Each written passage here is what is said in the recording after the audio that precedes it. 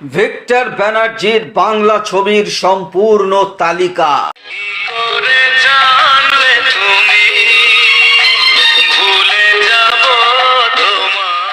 ভিডিওতে আমরা জানবো ভিক্টর ব্যানার্জি মোট কটি বাংলা ছবি করেছিলেন ও সেই সব ছবির ব্যবসা কিরকম ছিল। এটি একটি অনুরোধের ভিডিও। এই ভিডিওটি আনার জন্য অনুরোধ করেছিলেন আবু আতা হিয়া ও দ্য বেঙ্গল রাইডার। ভিডিওটির এটি প্রথম পার্ট, কারণ ভিক্টর ব্যানার্জি অনেক ছবি করেছিলেন, তাই সব ছবি একটি ভিডিওতে আনা সম্ভব নয়। তাই এটি প্রথম পার্ট ভিক্টর ব্যানার্জির উপরে এবং দ্বিতীয় পার্ট এর পরে আসবে। তো চলুন আমরা শুরু করি। তার আগে এখনো যারা এই চ্যানেলটিকে সাবস্ক্রাইব করেননি এক্ষুনি করে নিন, কারণ এখানে আপনারা যে ধরনের ইনফরমেশন পাবেন তা কিন্তু আর অন্য কোথাও পাবেন না। তো চলুন আমরা শুরু করি ভিক্টর ব্যানার্জির উপর এই ভিডিওটি।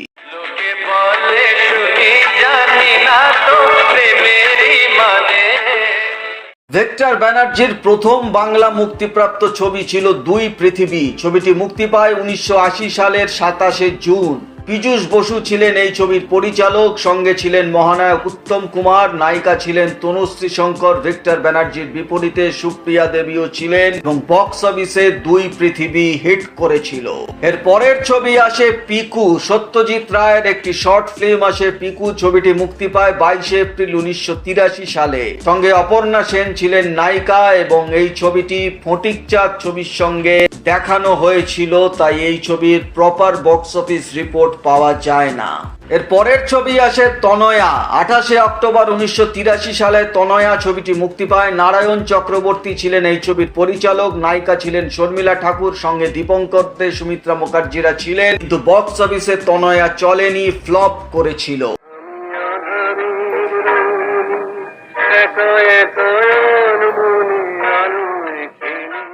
পরের ছবি প্রতিদান। 23শে ডিসেম্বর 1983 সালে প্রতিদান ছবিটি মুক্তি পায়। প্রভাত রায় ছিলেন এই ছবির পরিচালক।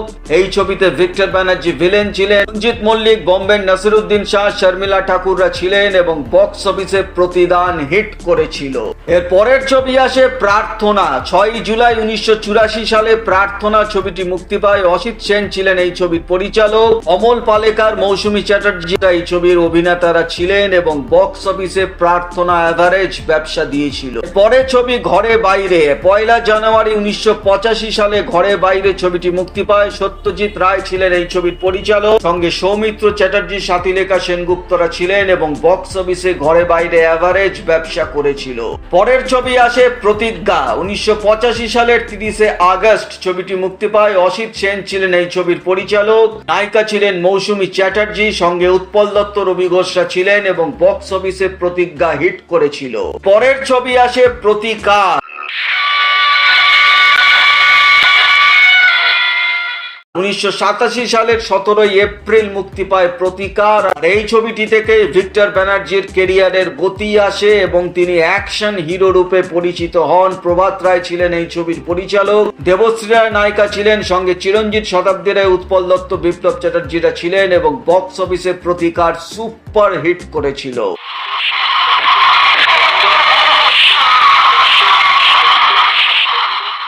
এর পরের ছবি একই বছরে একান্ত আপন। 24শে জুলাই 1987 সালে একান্ত আপন ছবিটি মুক্তি পায়। বীরেশ চ্যাটার্জি ছিলেন এই ছবির পরিচালক, নায়িকা ছিলেন অপর্ণা সেন, সঙ্গে শুভেন্দু চ্যাটার্জি, শতাব্দী রায়রা ছিলেন। ছবির গান সুপার হিট ছিল এবং বক্স অফিসেও একান্ত আপন সুপার হিট করেছিল।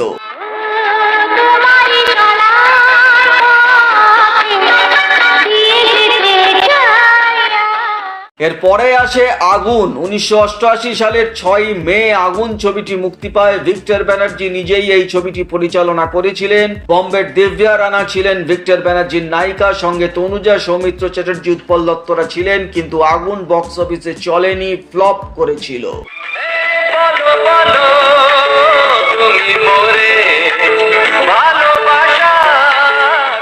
পরের ছবি শঙ্খচূড়। 19 আগস্ট 1988 সালে শঙ্খচূড় মুক্তি পায়। জহর বিশ্বাস ছিলেন এই ছবির পরিচালক, দেবশ্রী রায় ছবির নায়িকা ছিলেন, সঙ্গে তাপস পাল, শুভেন্দু চ্যাটার্জি, সমিত ভঞ্জরা ছিলেন এবং বক্স অফিসে শঙ্খচূড় অ্যাভারেজ ব্যবসা করেছিল। পরের ছবি আসে মধুবন। 1988 সালের 14 অক্টোবর মধুবন ছবিটি মুক্তি পায়। অজয় কর ছিলেন ওই ছবির পরিচালক, নায়িকা ছিলেন তনুজা, সঙ্গে উৎপল দত্ত, চিন্ময় রায়রা ছিলেন, কিন্তু বক্স অফিসে মধুবন চলেনি, ফ্লপ হয়েছিল। পরে আসে আক্রোশ। 1989 সালের 29 সেপ্টেম্বর আক্রোশ ছবিটি মুক্তি পায়। সুজিত গুহ ছিলেন এই ছবির পরিচালক, দেবশ্রী রায় নায়িকা ছিলেন, প্রসেনজিৎ, রঞ্জিত মল্লিক, উৎপল দত্তরা ছিলেন এবং বক্স অফিসে আক্রোশ হিট করেছিল।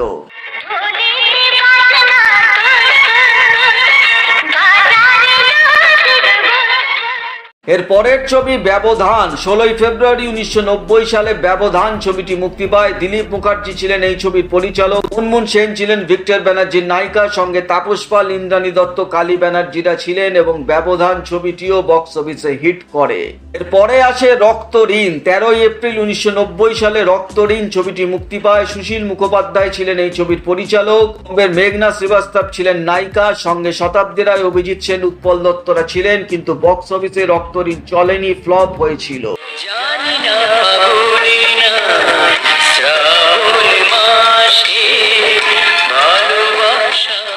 পরের ছবি এই একই বছরে দেবতা। 10 আগস্ট 1990 সালে দেবতা ছবিটি মুক্তি পায়। অভিজিৎ সেন ছিলেন এই ছবির পরিচালক, নায়িকা ছিলেন দেবশ্রী রায়, সঙ্গে রঞ্জিত মল্লিক, ইন্দ্রাণী হালদাররা ছিলেন এবং বক্স অফিসে দেবতা হিট করেছিল। এবং এই ছবির পরেই হঠাৎ করে ভিক্টর ব্যানার্জি ঘোষণা করে দেন যে তিনি আর কোনো কমার্শিয়াল ছবি করবেন না, যদি আর্ট ফিল্ম হয় তিনি করবেন, কমার্শিয়াল ছবি থেকে তিনি আপাতত বিরতি নিচ্ছেন। এবং এই ঘোষণার পর বাংলা ইন্ডাস্ট্রিতে একটা হতাশার সৃষ্টি হয়, কারণ ভিক্টর ব্যানার্জি এই সময় প্রবল জনপ্রিয় হয়ে গেছিলেন এবং অ্যাকশন হিরো হিসেবে তিনি দারুণভাবে মানুষের মনে জায়গা করে নিয়েছিলেন। তো তার এই বিরতি মানুষকে খুব কষ্ট দিয়েছিল।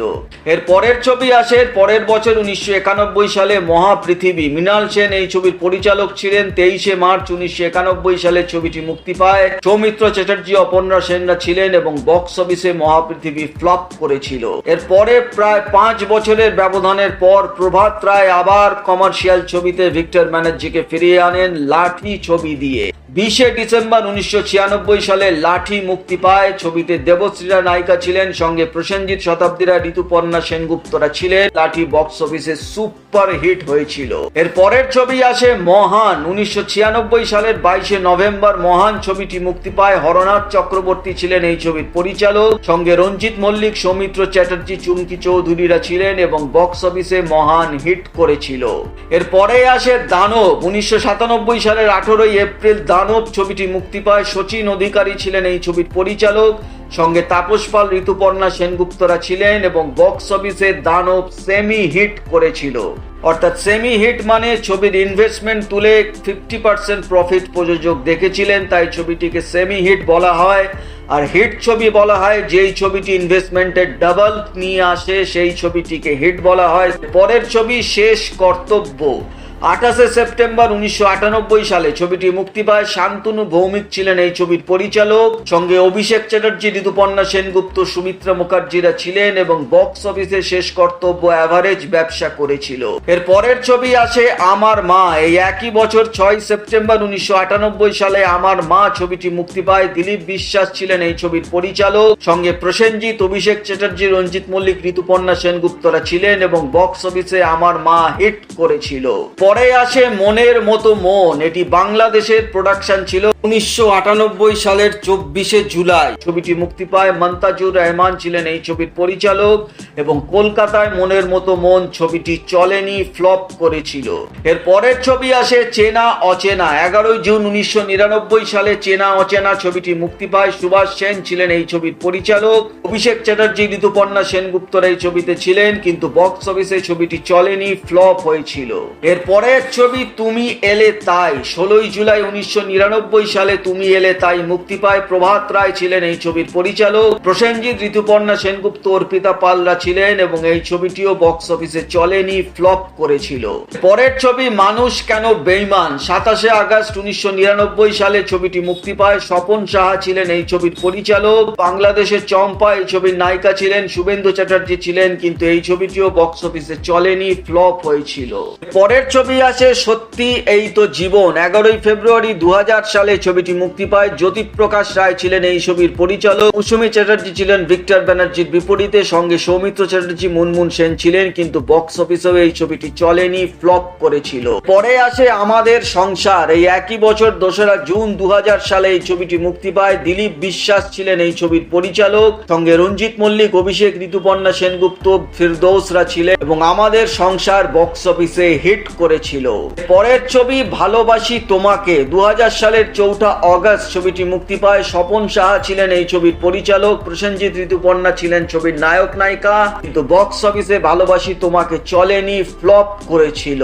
পরের ছবি রাজদণ্ড 8 সেপ্টেম্বর 2000 সালে ছবিটি মুক্তি পায়। রণিত বন্দ্যোপাধ্যায় ছিলেন এই ছবির পরিচালক, সঙ্গে চিরঞ্জিত, দেবশ্রী রায়, সব্যসাচী চক্রবর্তীরা ছিলেন এবং বক্স অফিসে রাজদণ্ড চলেনি, ফ্লপ হয়েছিল।